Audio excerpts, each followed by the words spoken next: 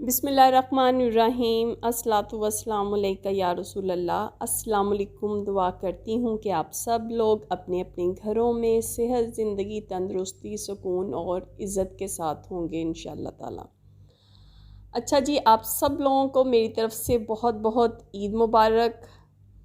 اچھا، ہمیں عید مبارک ایک دوسرے کو کہنا تو یاد ہے، اور بکرے دمبے کے جو گوشت ہے نا، یہ بھی بھون بھون کے کھانے تو یاد ہیں، لیکن جو اصل بات ہے، جو اصل گفتگو تھی، وہ ہم لوگ بھلائے بیٹھے ہیں۔ چلیں جی، آج ہم لوگ اسی کو یاد کرتے ہیں کہ یہ سلسلہ کس طرح شروع ہوا۔ حضرت ابراہیم علیہ السلام نے اللہ تعالیٰ سے دعائیں مانگ مانگ کر بیٹا لیا۔ کافی عمر کے ہو گئے تھے، اولاد نہیں تھی۔ پہلی ان کی بیوی حضرت سارہ تھی، پھر انہوں نے حضرت ہاجرہ سے نکاح کیا، تو اللہ تعالیٰ نے ان کی دعائیں جو ہیں وہ قبول فرمائیں اور انہیں خوبصورت بیٹا دیا جس کا نام اسماعیل رکھا گیا۔ اور اللہ کی طرف سے پھر انہیں آواز آئی کہ اپنی بیٹے اور اپنی بیوی کو دور دراز کے علاقے میں چھوڑ آئے، ٹھیک ہے نا، اللہ تعالیٰ کے حکم کی تعمیل کرتے ہوئے دو پہاڑوں کے بیچ چھوڑ آئے جہاں آج کعبۃ اللہ ہے۔ اور پھر حضرت اسماعیل علیہ السلام کی جب عمر جو ہے وہ 13 سال کی ہوئی تو انہیں ملنے کے لیے آئے، تو انہیں خواب آیا۔ نبی جو ہوتے ہیں ان کے خواب جو ہیں وہ سچے ہوتے ہیں۔ خواب میں انہوں نے دیکھا کہ وہ اپنے بیٹے کو ذبح کر رہے ہیں، تو انہوں نے حضرت ہاجرہ سے کہا کہ بیٹے کو تیار کر دو، ایک دوست کی دعوت پہ جانا ہے۔ تو انہوں نے بالوں میں کنگھی لگائی، تیل لگایا، اچھے کپڑے پہنائے، 13 سال کا بیٹا جو اللہ سے مانگ مانگ کے لیا تھا اس کو تیار کیا اور حضرت ابراہیم کے حوالے کر دیا۔ پھر جی وہ روانہ ہو گیا۔ راستے میں شیطان نے دیکھا کہ اللہ کے حکم کے مطابق اللہ کی رضا کے لیے باپ بیٹے کو لے کے جا رہا ہے اللہ کی راہ پہ ذبح کرنے کے لیے، تو شیطان جی بہکانے کے لیے آ گیا کہ ابراہیم ایک خواب کے سہارے بیٹے کو ذبح کرنے جا رہے ہو، اللہ کو تو راضی کرنے کے اور تھوڑے طریقے ہیں۔ حضرت ابراہیم نے پتھر اٹھایا اور شیطان کو مارا، کہا ہٹ جا، میرے پاس نہ آ، ایک اسماعیل، میرے پاس تو ایک اسماعیل ہیں، 1000 بھی ہوں تو میں وہ بھی قربان کر دوں۔ پھر شیطان جو ہے وہ حضرت اسماعیل کے پاس آیا، انہوں نے بھی وہی جواب دیا۔ پھر آپ کو پتہ ہے کہ ماں کی جو ممتا ہوتی ہے وہ بڑی کمزور ہوتی ہے، تو شیطان جو ہے نا وہ حضرت ہاجرہ کے پاس آیا اور کہا کہ شہزادہ کدھر ہے؟ تو انہوں نے کہا کہ باپ کے ساتھ دوست کی دعوت پر گیا ہے، یعنی کہ باپ کے دوست کی دعوت تھی، باپ اس کو ساتھ لے کے گیا ہے۔ کہا کہ نہیں، دعوت تو نہیں، وہ تو ذبح کرنے کے لیے لے کے گئے ہیں۔ تو انہوں نے شیطان کو کہا کہ سوچ سمجھ کر بات کر، وہ بیٹا جو دعائیں مانگ مانگ کے لیا ہے اس کو ذبح کیوں کریں گے؟ اور بیٹا بھی وہ جس کی آنکھیں ماشاءاللہ اتنی پیاری اور اتنی چمکدار، اور باپ وہ جو انتہائی رحم دل اور اللہ کا نیک بندہ۔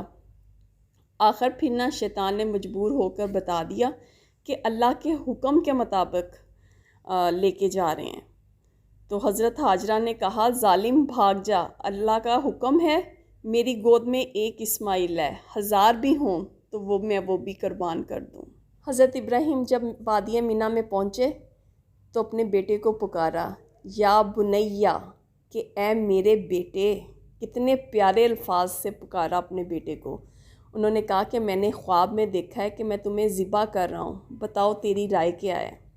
قرآن میں باقاعدہ منظر نگاری کی گئی ہے۔ جب دونوں راضی ہو گئے تو باپ نے بیٹے کو پیشانی کے بل لٹایا۔ ابراہیم نے پوری قوت کے ساتھ گردن پر چھری رکھی۔ میں کہتی ہوں حضرت ابراہیم کے حوصلے پر قربان، اور حضرت اسماعیل تیری جو فرما برداری ہے نا اس پر قربان جائیں، کہ ایسا حوصلے والا باپ اور ایسی فرما برداری اولاد کی، یا اللہ اس کے صدقے ہماری اولادوں کو بھی نیک اور فرما بردار بنا۔ وہ اقبال نے بھی کیا خوب کہا، یہ فیضان نظر تھا یا مکتب کی کرامت تھی، سکھائے کس نے اسماعیل کو آداب فرزندی۔ اچھا جی، پوری قوت کے ساتھ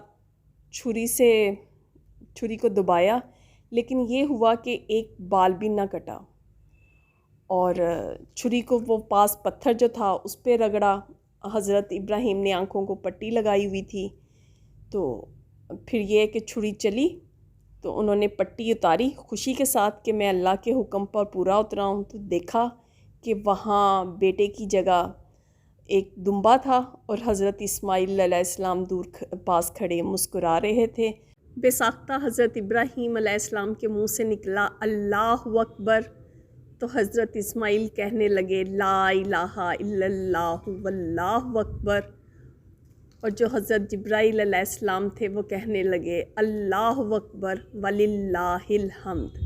تو سب مل کے اللہ تعالیٰ سے یہ دعا کرتے ہیں کہ اے اللہ تعالیٰ ہمیں حضرت ابراہیم کی طرح اللہ کے حکم پہ قائم رہنے والا کر دے، اور حضرت اسماعیل کی طرح ہمیں یہ ساری فرما برداری عطا فرما کہ ہم تیرے حکم پہ اور تیری رضا پہ فرما برداری سے چلتے رہیں۔ تو اللہ تعالیٰ ہمیں ان بندوں میں شامل کریں جن کو تو نے انعام سے نوازا ہے، جس طرح ان کو آزمائش کے بعد انعام دیے ہیں، اللہ تعالیٰ اسی طرح ہمیں بھی انعام دینا، اور یا پروردگار ہمیں کسی آزمائش میں نہ ڈالنا۔ ہم تیرے گناہ گار بندے ہیں، وہ تو تیرے پاک نبی تھے، تیرے پاک بندے تھے جو ثابت قدم رہے، ہم کمزور ہیں، یا اللہ ہماری غلطیوں کو معاف فرما اور ہمیں کسی آزمائش میں نہ ڈالیں، اور ہمیں ایمان پہ جو ہے نا سلامت رہنے کی توفیق دیں۔ چلیں جی، آج کے ساتھ اتنا ہی۔ اگر آپ کو یہ ویڈیو اچھی لگی تو میرے چینل کو لائک، شیئر اینڈ سبسکرائب کیجیے گا۔ اپنا بہت سارا خیال رکھیے گا۔ اللہ تعالیٰ آپ کو اور مجھے دنیا اور آخرت کی بہت ساری آسانیاں دے۔ اللہ حافظ۔